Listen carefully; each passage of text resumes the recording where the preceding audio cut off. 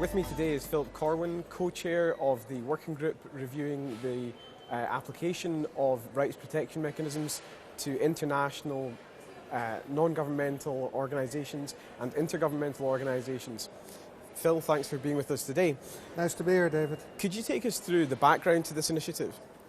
Well, this working group is operating under a GNSO charter that was adopted in June 2014.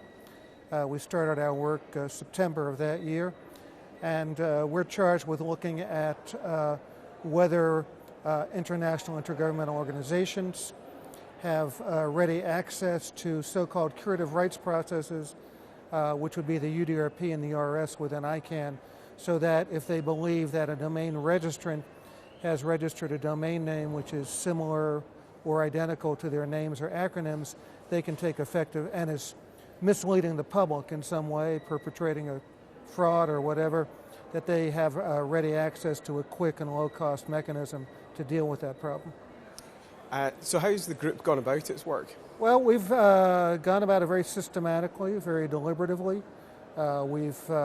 Early on, we decided that no special treatment was required for the non-governmental organizations. They're private organizations. They have the same access to those processes as any other private party through trademark registrations. And we looked at what the problems are that IGOs were having, and we had to pause at one point and secure some funding and finding an expert on international law, because the consensus view of the scope of immunities of IGOs was a key issue to determine our output, and we had no expertise among members of the working group in that, so we secured an expert independent report to guide us on that part of our work.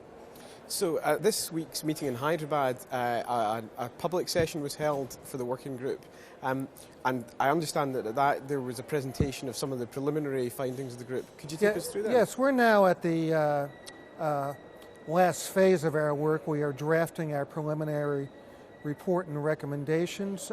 We unveiled what we believe is a near final draft of those recommendations at the briefing the other day, and the way this is going to proceed, we're going to finish drafting the rest of the report, put it out for public comment before the end of the year. There'll be a 40-day public comment period.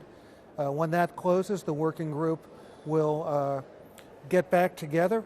We will review each and every one of the comments, take them all under advisement, make any adjustments to the report that we feel are necessary based upon that feedback, and then issue a final report and send it to the GNSO Council, which should be spring of 2017 when we reach that final endpoint of our work, and then we hand it off, and then it's up to the GNSO Council to accept or reject our recommendations. And if they accept them, they will send them on to the ICANN board for review and hopefully for implementation.